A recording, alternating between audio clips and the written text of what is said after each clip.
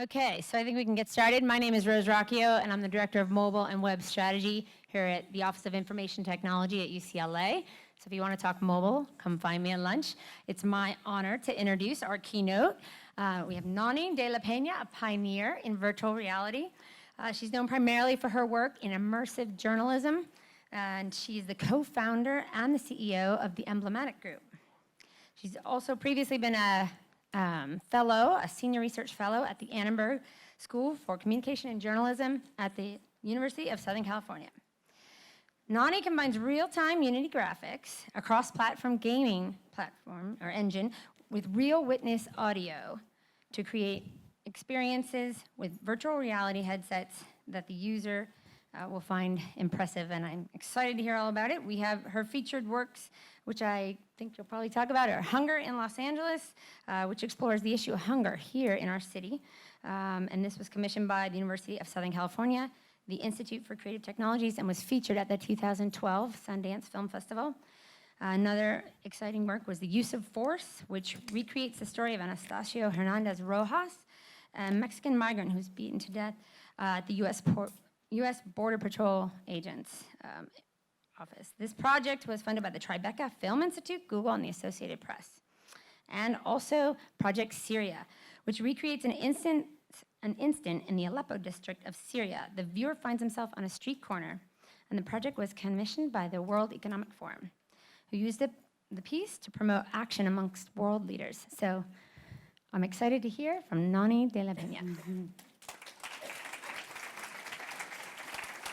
Hi guys, thank you. So the best way, let's see, have we got the presentation up? So what I'm going to do, just to set you up for this thing, is I'm going to take you back a little bit, and I know VR's, it's been moving lightning fast. So the best way for me to do this is kind of get this a little bit historical and start moving us into the future. So here goes. Nice to meet you. Welcome to Barcelona. Benvinguda a Barcelona. I don't know, Nonny, if I could ask you to raise your arms. A veure si pot aixecar els braços. Ja veuré que els aixeca. Keep them up, because now we'll show the robot. I ara anirem a veure el robot. Ja veieu. Can you move them a little bit more? A veure si els pot moure una mica més. Up and down. Doncs ja veieu que el robot reacciona perfectament amb la Nonny. Nonny, I'm ready to interview you now for a few minutes. Li farem una entrevista a la Nonny per veure què li ha semblat aquesta experiència. You're a journalist, ella és una periodista, i fa una estona entrevistat un científic de Barcelona. You just interviewed a researcher from Barcelona, but in a body of a robot. What was that experience like? So for me, it starts to feel very natural after a while. Occasionally, there's a problem with the but beyond that, very quickly, I'm there in Barcelona with you. So maybe if you can dim the lights, you really don't need to see me during most of the talk, and then we'll come back to that if anybody knows how to do that by any miracle. Okay, so how did I happen to end up in two places at once, right? Some of you may be familiar with the rape in cyberspace. This was a story that originally appeared in the Village Voice, and it was about an online text-based virtual world in which somebody had hacked in and started raping the women, right? And the women were extremely upset about their text-based, violation. And people were saying, well, how could they be upset? It's not the real body. This is just text, right? Well, it turns out that this is a really important issue. We have a connection to our digital selves. So if you take this guy here, which hopefully this will work, yeah. So he is actually, anybody know, can turn the lights down? He's seeing himself from behind. Those goggles feed him that video camera, and he sees his body here. And they brought a hammer down in front of this video camera, and he jumped. Even though he could see that his body was in front of him, he felt like where he saw himself to be, where his vision was, right?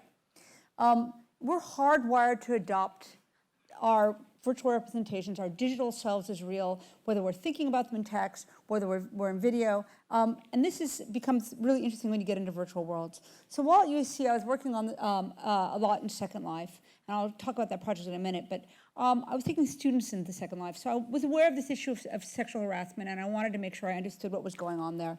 So it was pretty bad, right? I was virtually raped repeatedly and chased. Someone tried to attach a giant penis over my head, blah, blah, blah.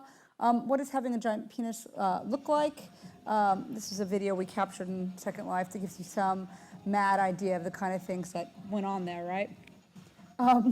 So yeah, I know. So, but there was an interesting question. So, we were finding that, like, in the physical world, women report that a situation is more harassing than men do, and on bulletin boards and digitally they do the same thing.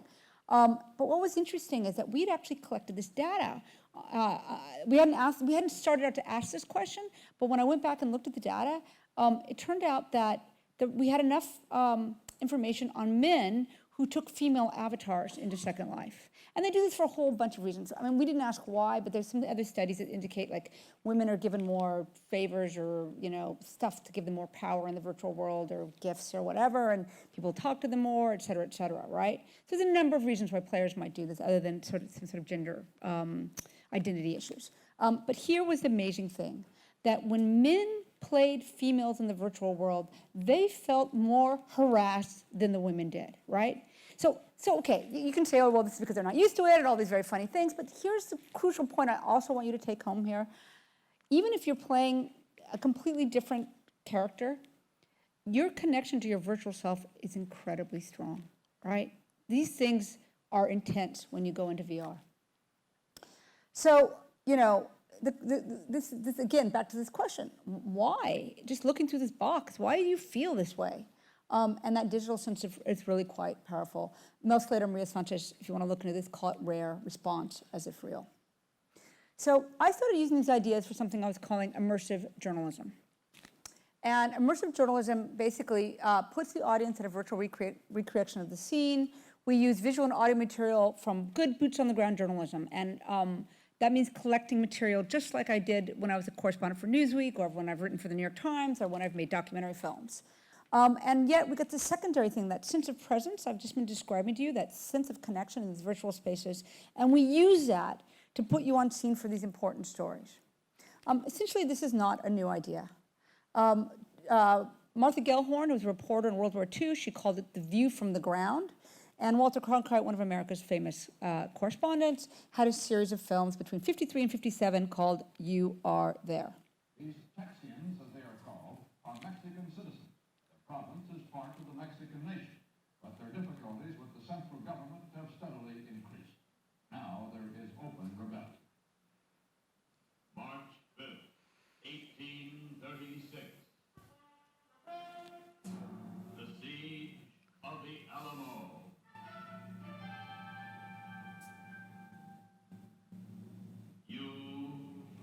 All right, so he's trying to command you there, right? That's why, of course, we reported differently, and now you know where that apocryphal voice came from, right?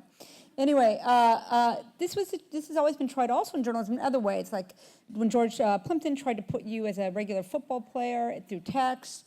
Web journalism, very early on, this guy Jonathan Dube, he put some subway photographs and audio together to make it more immersive. And then documentary games has done some very interesting stuff, like JFK Reloaded, which you played the shooter from the angle of the book depository to see if you could actually make the shot. And this was one way to contend with the conspiracy around whether it was possible to do this. And as soon as somebody made the shot, they pulled the game off the web. Kuma Wars does a lot of reproduction, and one of the more famous ones is this John Kerry Swift boat. Did John Kerry deserve his Swift boat medal, which was a big issue during the first John Kerry, George Bush campaign, right? And they let you just play John Kerry to see if he deserved his medal. The most controversial, 9/11 Survivor, where you just played a victim. Now, people who made this game, there were students at UC San Diego, and one of them was describing how he was gaming till 3 in the morning or a little bit later, and he had his TV on, and he suddenly started seeing people jumping out the window. And he made this game to contend with that, and they hacked into the game, and they took out all the guns and all the violence to produce this piece. And the company that they did that to sued them, and they actually had to pay $30,000. I think now fair use would have allowed them to actually create this piece, but at the time, it was a really interesting exercise. And as the other developer said, the game itself is not really a game at all. It keeps no score, actual track of time. It's merely a moment caught in time. And I think that's what we're always trying to do with journalism. So back to that Second Life piece, right? We built a virtual Guantanamo Bay prison. It came out of a documentary I had done back in 2003, in which I did quite an extensive piece about Gitmo. And then it was rebuilt and it was shown at the Moscow Museum of Modern Art. And, there was a documentary, and then I built a virtual reality piece in Second Life in 2007, and then it went on to the Moscow Museum of Modern Art. The idea was, this was a place off limits to most citizens and press. We wanted to make an accessible but virtual version. And it was pretty amazing how many people showed up. Students from Canada, we'd end up there and there'd be these tours, like going through the space to learn more about it. And to give you some of the idea, the reference material we use, this was a photograph of how detainees were being smuggled into Gitmo or brought to Gitmo. And this was what would happen to you in the VR piece. And here's a little film on that. Again, if there's any way to kill the lights, it'd be really great. As soon as I had put on my orange jumpsuit, I was thrown into the back of a C-17 transport plane and... You're immediately bound, and then a black hood comes over the vision of your avatar. Shut up! We then integrated some sounds that were based on descriptions of what real detainees heard. When the black hood is removed, you find that you're in a cage. Most of the footage is from original Defense Department shots of detainees in Guantanamo Bay. A replica of Camp Delta will be added to this Camp X-ray soon. Nonny wants it to include a habeas corpus game, enhancing the simulation of a place outside of the law. Like a regular video game where you get your choices. What do you do now? Call your parents? Call your lawyer? Ask what you're in here for? And the answers are, no, you can't call your parents. No, you can't call your lawyer. Sorry, not allowed to give you that information. So the next piece, which is where I actually did my first walk-around headset VR, was built in the lab in Barcelona. We had collected for that piece a lot of Freedom of Information Act material on, detainees being put in stress positions. And, journalists, we were trying to report it. It's like, oh, they were put in a stress position for 3 hours, 5 hours, 7 hours. And I immediately was thinking, like, how do we tell that story in VR, that we make that text-based thing become something better understood? And that's our job as journalists. How do I report in that piece? So we used the logs of, the interrogation logs of Al-Qahtani that we got with a Freedom of Information Act request. And the Bush administration has said he'd been tortured, so there was no quibbling about what had happened to the guy. We put you in a room hearing that interrogation. And these were the wide 5 goggles. Pay attention to those goggles. We'll talk about them more in a minute.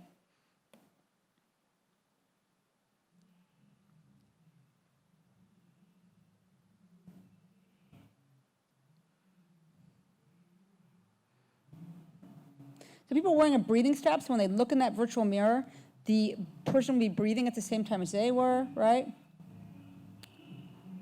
And the interrogation, as I said, it's designed to be sound that's coming from the other room. When you look down, you would see your knees up.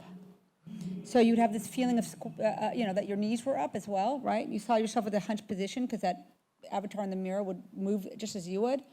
And you see, this is how people were setting up. You can kind of see the breathing strap there. And he's got his hands behind his back and sitting upright. And yet, everybody reported that, in fact, they were hunched over in a stress position after we'd asked them. Interestingly, this is the paper that was called Immersive Journalism. So it was the first paper based on this study. So it was really interesting to think, oh my God, we could put people and trick them into the way that their bodies are even sitting. That's really crazy powerful. So then you go, okay, it's a subjective experience. How do we deal with the ethics around the journalistic practice, right? This next video came out a month after we had made our piece.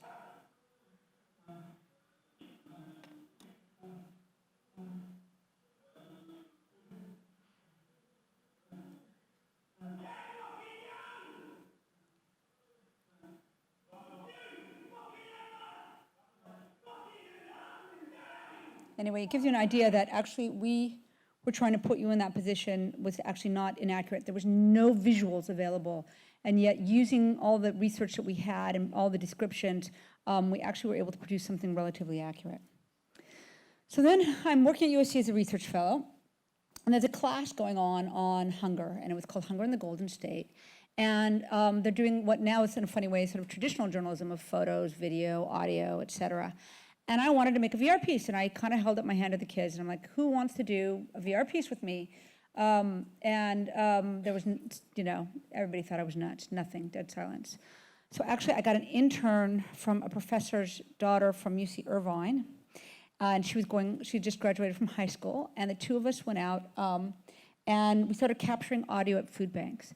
And she was at this, one day, she was at this long line, and believe me, I had no funding, so this was built all together, $700 my own money, and I had to become a better coder, and I really taught myself a lot through YouTube, Unity, and C# lessons, by the way, so recommendation, you can do that. But anyway, in this long line, this man with diabetes is waiting for food, and his blood sugar goes too low, and he doesn't get food, and he collapses into a diabetic coma. And she comes up to my office, and she's bawling, and I know that we're gonna make this piece, right? We don't, again, no funding, so we get virtual humans donated, and then we did reproduce the models quite accurately. Like if you went to that street at 6th in Vermont, you'd be able to see the gum on the sidewalk stains, right? Back then, I mean, it was very, very, you can see how accurate the actual sidewalk looks. Humans are hard. In any case, that piece got into the Sundance Film Festival. And this was fall of 2011.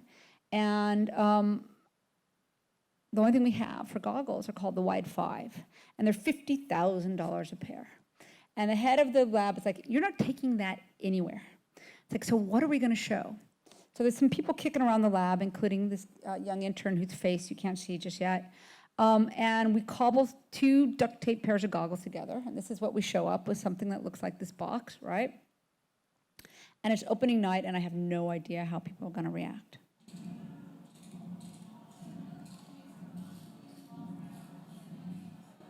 What do you think?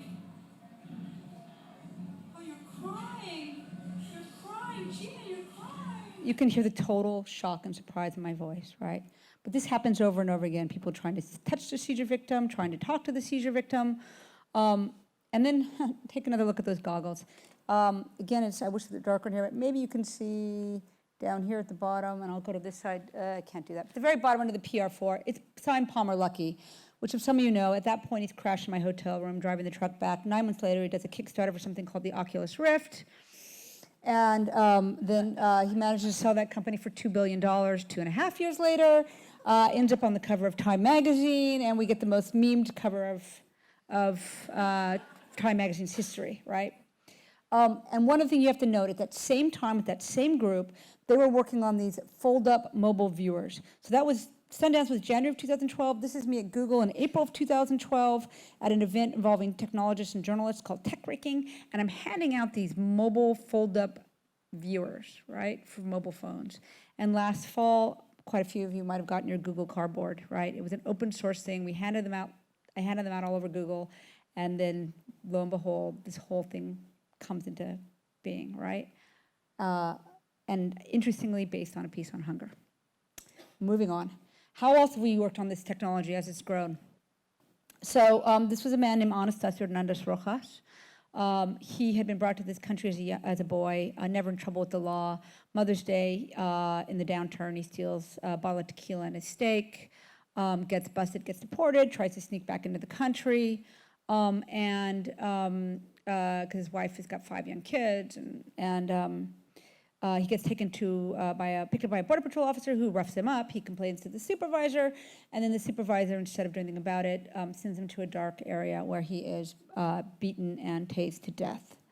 So using the kind of 2 captured grainy video and some audio. I have to warn you with the audio, this will get louder in a minute. We rebuilt it. And we made the piece, and then we took it to, BuzzFeed invited us to bring it and show it to their employees, right?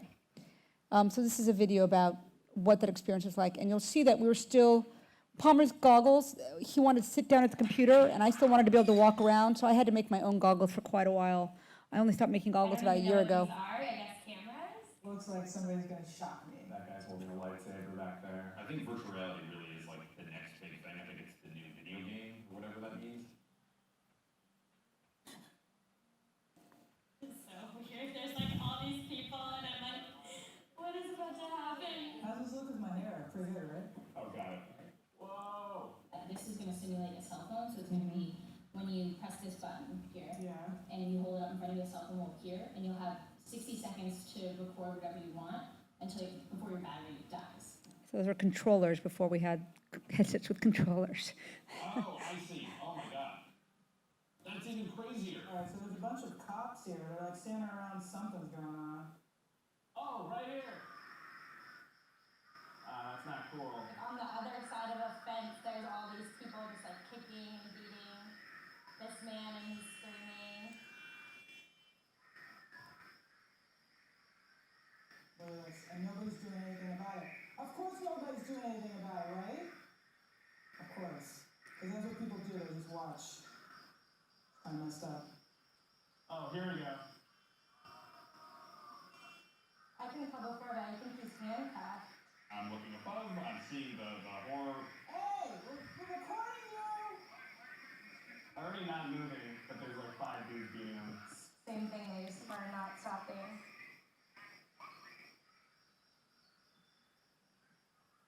I don't know, I mean, I can't believe that like is real. Did not expect a recreation of a real life beating. I thought it was going to be some sort of possibly some entertaining game. That was not the case. You feel kind of like helpless and isolated. Hopefully in that situation you actually would be able to like somehow stop it, but I do think like the next best thing is recording it. Yeah, I wonder what I would really do. Like, I know you want to say stuff, it's okay to say stuff, but it's like, I don't have the power to go and arrest the police. Maybe that's problematic. I think when you see something like that, you're like, wow, that was horrible, but at least like the one comfort that I had is like the United States justice system will do something about it, and like people that do bad things get punished for that. And then like what we've been seeing the past few weeks is like sometimes that doesn't happen. The thing that was really sort of disorienting is that it wasn't one cop doing it and his partner, it was all these other cops sort of standing around and watching. I think every police officer in the United States probably needs to experience what I just experienced. I think everyone should give this a shot. And it should not only be for entertainment. I think there should be a whole universe of stuff that we can use this for. And this is definitely something I didn't consider at all. That's really effective. So that case barely hit the newspapers, right? No, it didn't get covered very much, right? But we've now got almost 1 million views on YouTube from that. So there's pages and pages about discussions about race in America. So even though we couldn't get this out in a way that distribution-wise, we were able to make the video, and also that what that controller let you do, because you recorded a video, we gave people their own video, their own recording of the moment, and then they could share that out in social media. And that was one way we dealt with early distribution. But this was only, I guess it was posted, I guess we showed this to them, it's been a year and a half? About a year and a half now. And it gives you an idea how fast the technology is growing. And we do a lot of commercial projects too, but for this, I just wanted to talk to you about the news pieces, and I'll talk about some of the commercial stuff, I guess, at the very end very quickly. But to give you a little bit more on how we designed that, this young woman, Ashley Young, she recorded the video that showed how many officers were involved in the tasing and the beating, and the Border Patrol came and started taking people's cameras away and phones, so she had to kind of sneak it in her purse and sneak out of there. We brought her to the lab and we scanned her, and this allowed us to put her in as herself, and then I had her wear a motion capture suit to capture all of her motions and her yelling, and I had her reenact herself what she remembered happening that night. So rather than sitting a witness down in a chair and saying, "Can you tell me what happened that night?" I let her do it through her body as much as through her words, and I would suggest this is going to be a way that we're going to be seeing a lot of journalism, but this is a new way to think about how do we handle witnesses in spatialized environments. And it's just such a mind trick. Like, here are all these people, this was at Tribeca when we showed it, and they're trying to see over that ledge, right? There's no ledge, they can see out the sides. It's in this room, and yet everybody feels like they're there. This crazy thing that I call duality of presence. You know you're here, but you feel like you're there too. So on to the piece of what we did for the World Economic Forum. This was commissioned, again, tiny budgets I had, $35,000 in 6 weeks to make this thing in. Just a little video to give you some idea of what came out of it.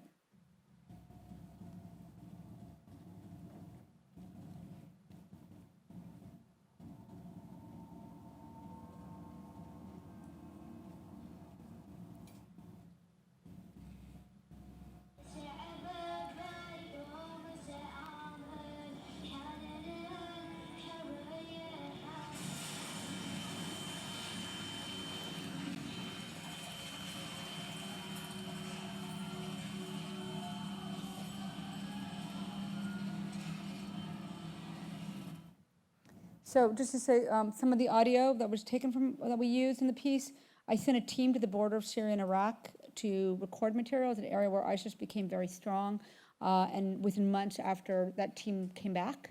But to give you also a clear idea of how we were constructing these things in order to be accurate, that's like our Bibles, right? We took every picture, we very carefully made sure that everything that was in the video was actually documented very carefully in the way that we would any journalistic endeavor. That at the World Economic Forum, everybody from Peter Gabriel, John McCain, the Syrian contingent, and then it went to the Victoria and Albert Museum in London, and they put us up in the tapestries room, right? And they didn't advertise it, and we had a 5-day run. So anybody who went through the experience, just happened to see us with our crazy, reindeer lights, goggles, in the room. Old technology against storytelling technology against new. But the amazing thing was, at the end of it, the 5-day run, people of all ages, all of these countries went through. We had 54 pages of guest book comments, and we were told by the curator it was one of the most powerful outpourings that they'd ever seen at the museum. And you're probably gonna see them. I'm gonna come over and read them because I can't see them. I don't have a monitor, so forgive me if I try and read them from over here. I have a mic here, don't I? I don't need that mic. I had forgotten that, sorry. I would have walked around a lot more.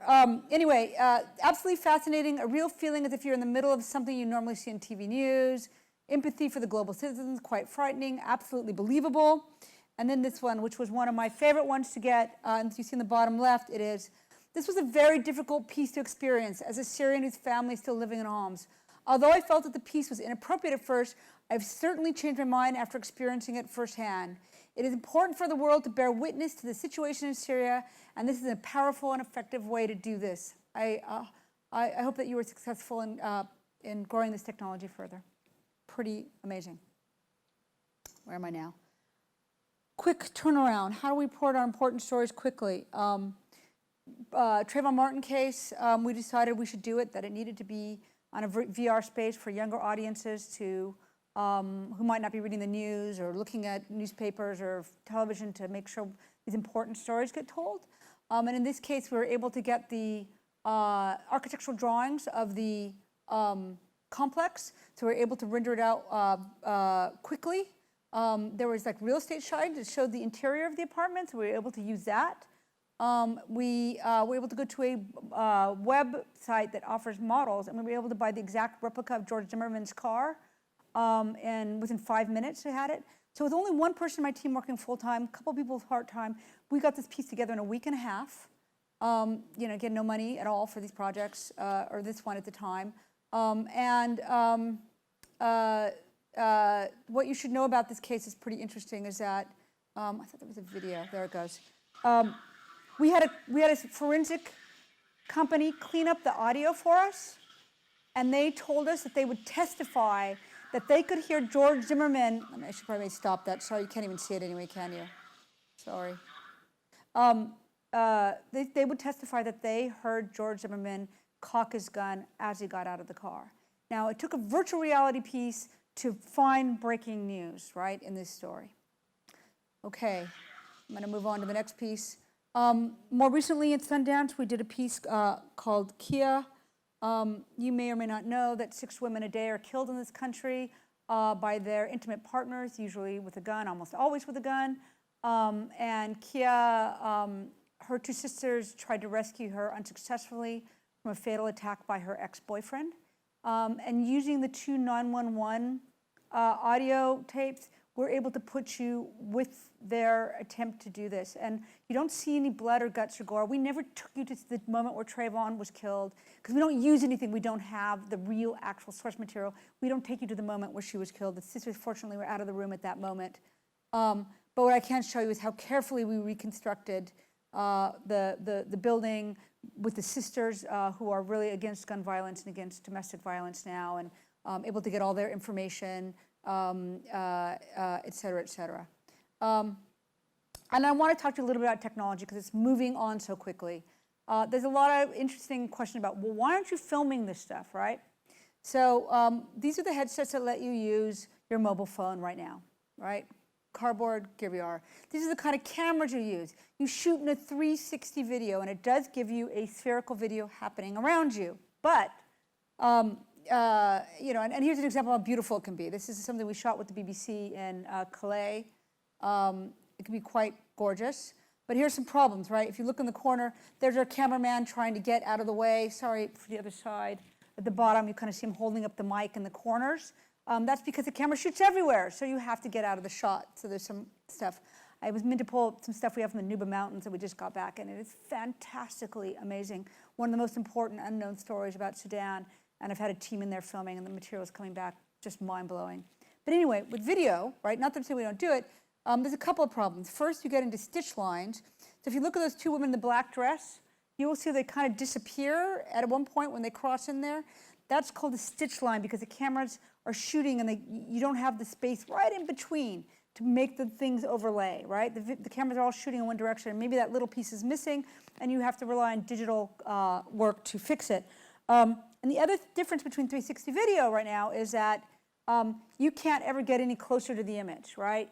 The video will always stay away from you no matter how close you try to get into it. And that's why we've also been using the real-time thing where you can walk around, and why we've been having to use CG to do that. Because the CG, what happens is, if you turn your head this way or look down, the display has to know that, and it has to change. But with video, you've only captured this flat surface, and it can't do that. So that's why we've been mostly in CG. But all the new headsets are going to let you walk around, right? And move around, and pay attention to the Sony Morpheus, because there's 60 million PlayStations out there, and it will be a $300 add-on in time for Christmas this year. 60 million, guys. That's a huge distribution potential. And so also, all the cell phones, right, are going to let you, they already Project Tango, they let you quickly just do this, and you'll have your environment scanned, right? You'll be able to be in the environment with the cell phone. It's not perfect yet, but it's just coming out now, where you could just walk around your friend or whoever it is, the witness, with your cell phone, and make a digital model of them in minutes, right?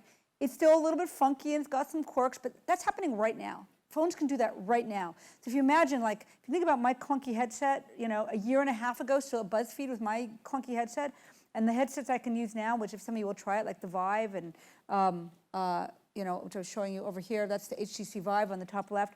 It's a beautiful walk-around headset, and now the Oculus does let you walk around. So how do we use that sort of a thing? Right now, when we scan humans, right?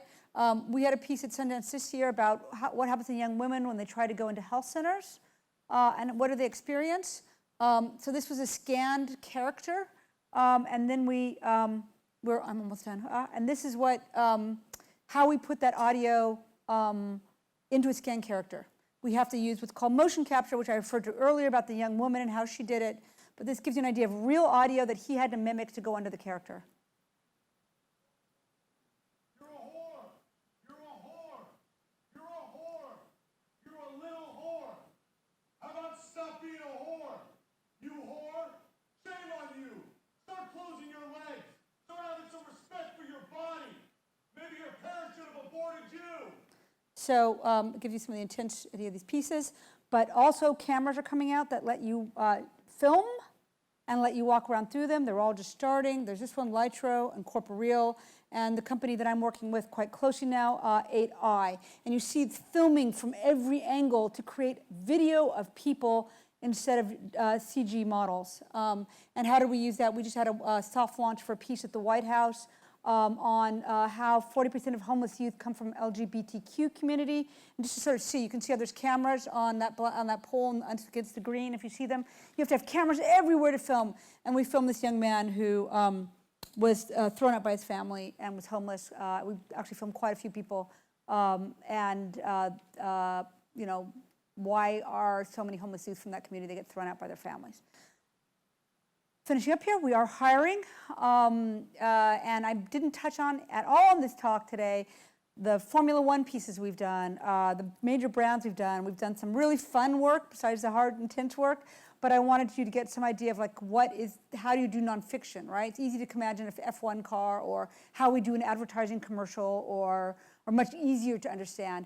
And finally, one of the things we're doing, we're working with Frontline, which if you were familiar with America's most renowned documentary investigative series, to make 3 pieces.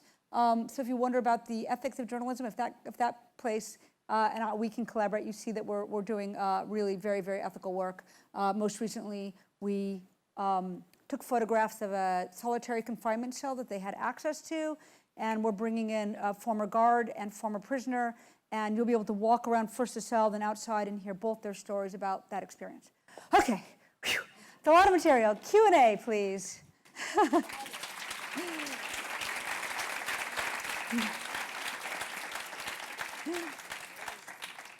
You have questions? Do you want to come to the mic?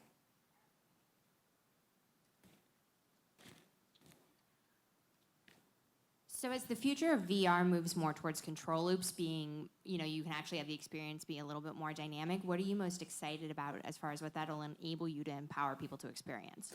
So right now, one of the pieces we're working with Frontline on is a piece on cross-contamination with DNA.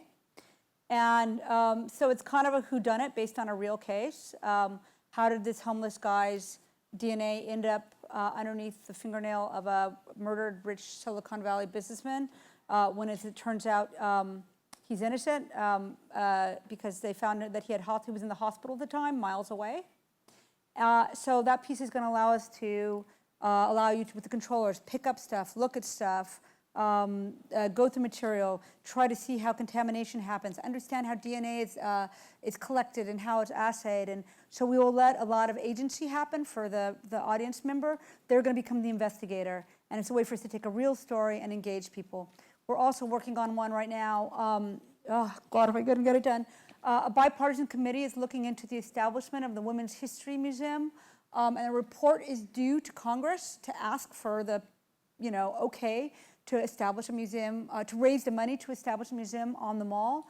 And we are, I'm building a piece right now on Mary Catherine Goddard, who actually printed the first official Declaration of Independence and was the first postmaster of the country in Baltimore, where the Congressional Congress was, stationed during the term of the Revolution.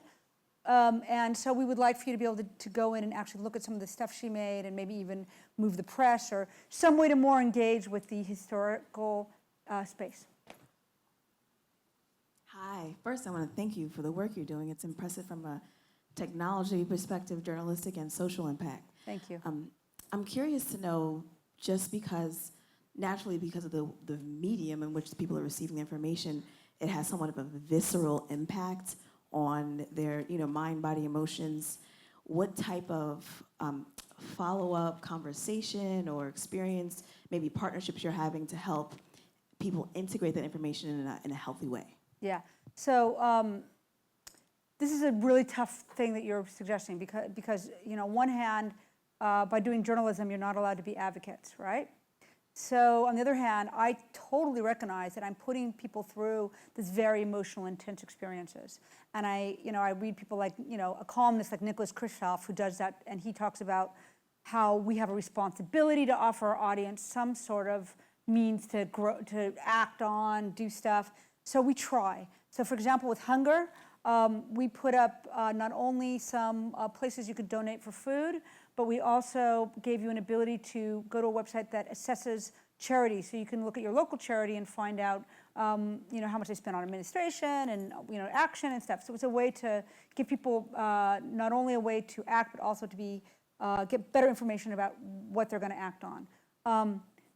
We try, with Kia, the domestic violence piece, we published a cardboard, mobile version with the New York Times, and we definitely did a big warning sign prior to that. I personally would have liked to have said the sisters are now working with this particular organization. That's what they do all the time. But the New York Times said no. You can only say they're involved in the issue. So I couldn't name the actual organization. I think if I'd done it in a print text, I probably could have. But because it's so big in the VR space and it's all so new, they felt that it was ethically crossing a journalism boundary that we should not. So it's interesting. It's really interesting. Yeah, thank you. Hi, I'm Nonny Rugg, and I actually work here at UCLA at the Center for Digital Humanities, so I'd love to follow up with you after since you're in town in academia. But my question actually relates to the work that we do. Interested to know, sometimes what is questioned or challenged in virtual reality is that it's not real, quote unquote, right? It's virtual, it's made up. Even though you've been very careful to document and align what you present to the factual evidence that you have, is there any aspect of which what you document the choices that you've made about how you've gone about assembling the pieces and how you've how actual it is, so that people who might question you can refer them to that? Sure. So certainly I've written. I mean, just know that I'm full-time running my company now. I've got like 11, 12 employees now. We're hiring more and we're growing, and our offices are bigger in Santa Monica. So even though I'm still just finishing up my PhD at USC as well, but this in journalism we stopped saying objectivity, we started saying transparency, right? And that was really, I think, partly because of the web. You could be transparent there so easily. You could say, click here, and you can find the report that we base this on, or you can very quickly Google like the search and where did that information come. VR right now, it's a little bit harder, right? Because you're in the middle of this experience. So then what? You don't really click through to a website if you've got the goggles on. But I think this is an important issue that we're trying to address, and just having an accompanying website may not be good enough. But I certainly can say that I do my best to. Right now, when I'm writing, I have another book chapter coming out. I talk about where and how we do this sort of thing, or how we try to approach these things ethically. But this is also not a new question for journalism. Journalism has always struggled with this, like how are we able to show our sources and make sure that we're not too biased in the situation. I mean, that's certainly an American thing. In England, they deal with it by having newspapers that are, known biased. I think Fox kind of then became sort of known for having helping make America more like England and choosing your view a bit, right? We supposedly tried to stay balanced, as they say, balanced and fair.